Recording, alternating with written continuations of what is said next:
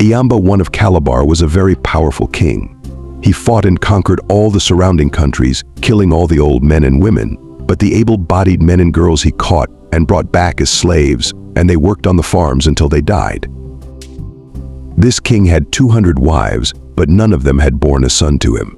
His subjects, seeing that he was becoming an old man, begged him to marry one of the spider's daughters, as they always had plenty of children. But when the king saw the spider's daughter, he did not like her, as she was ugly, and the people said it was because her mother had had so many children at the same time. However, in order to please his people, he married the ugly girl and placed her among his other wives, but they all complained because she was so ugly and said she could not live with them. The king, therefore, built her a separate house for herself, where she was given food and drink the same as the other wives. Everyone jeered at her on account of her ugliness, but she was not really ugly, but beautiful, as she was born with 2 skins, and at her birth her mother was made to promise that she should never remove the ugly skin until a certain time arrived, save only during the night, and that she must put it on again before dawn. Now the king's head wife knew this, and was very fearful lest the king should find it out and fall in love with the spider's daughter, so she went to a juju man and offered him 200 rods to make a potion that would make the king forget altogether that the spider's daughter was his wife. This the juju man finally consented to do, after much haggling over the price, for 350 rods, and he made up some medicine which the head wife mixed with the king's food.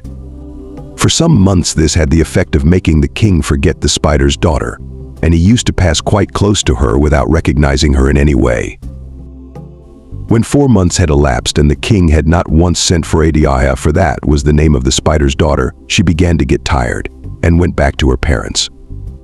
Her father, the spider, then took her to another juju man, who, by making spells and casting lots, very soon discovered that it was the king's head wife who had made the juju and had enchanted the king so that he would not look at Adiaha.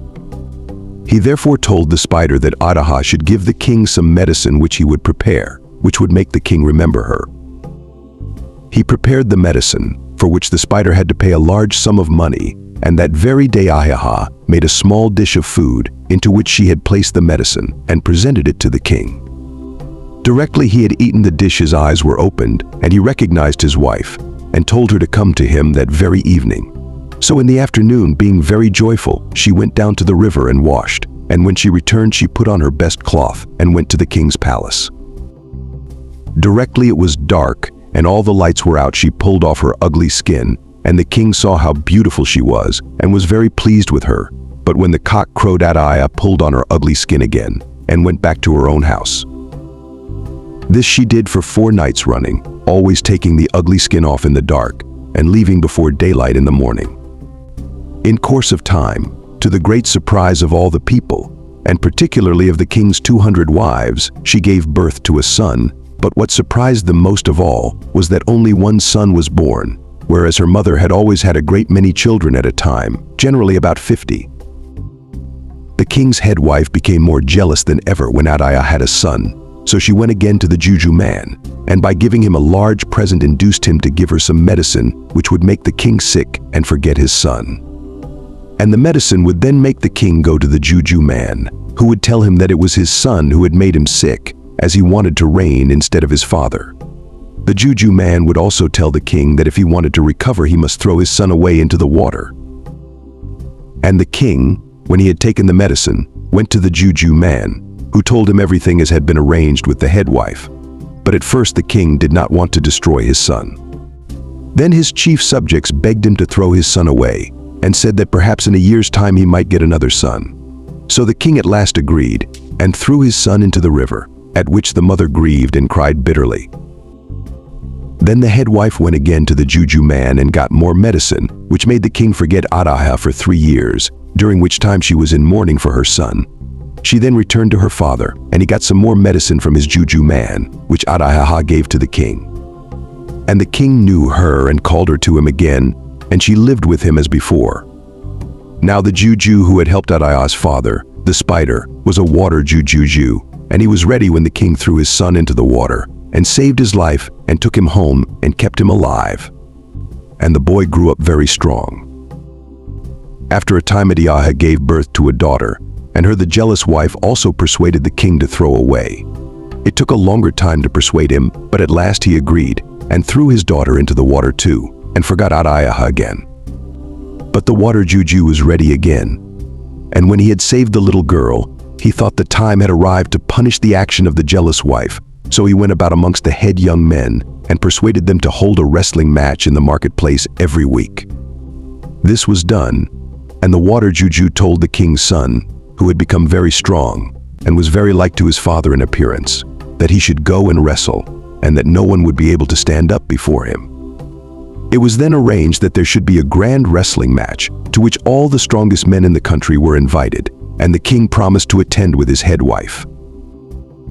On the day of the match, the water juju told the king's son that he need not be in the least afraid, and that his juju was so powerful that even the strongest and best wrestlers in the country would not be able to stand up against him for even a few minutes. All the people of the country came to see the great contest, to the winner of which the king had promised to present prizes of cloth and money, and all the strongest men came. When they saw the king's son, whom nobody knew, they laughed and said, "Who is this small boy? He can have no chance against us." But when they came to wrestle, they very soon found that they were no match for him. The boy was very strong indeed, beautifully made and good to look upon, and all the people were surprised to see how like he was to the king. After wrestling for the greater part of the day, the king's son was declared the winner, having thrown everyone who had stood up against him. In fact, some of his opponents had been badly hurt and had their arms or ribs broken owing to the tremendous strength of the boy. After the match was over, the king presented him with cloth and money and invited him to dine with him in the evening. The boy gladly accepted his father's invitation, and after he had had a good wash in the river, put on his cloth and went up to the palace, where he found the head chiefs of the country and some of the king's most favored wives. They then sat down to their meal, and the king had his own son, whom he did not know, sitting next to him.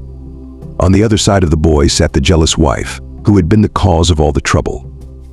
All through the dinner, this woman did her best to make friends with the boy, with whom she had fallen violently in love on account of his beautiful appearance, his strength, and his being the best wrestler in the country.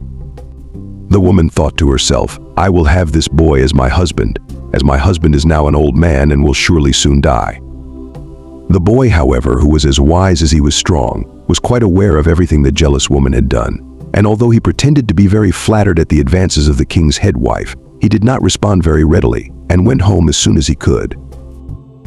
When he returned to the water juju's house, he told him everything that had happened, and the water juju said, "As you are now in high favor with the king, you must go to him tomorrow and beg a favor from him.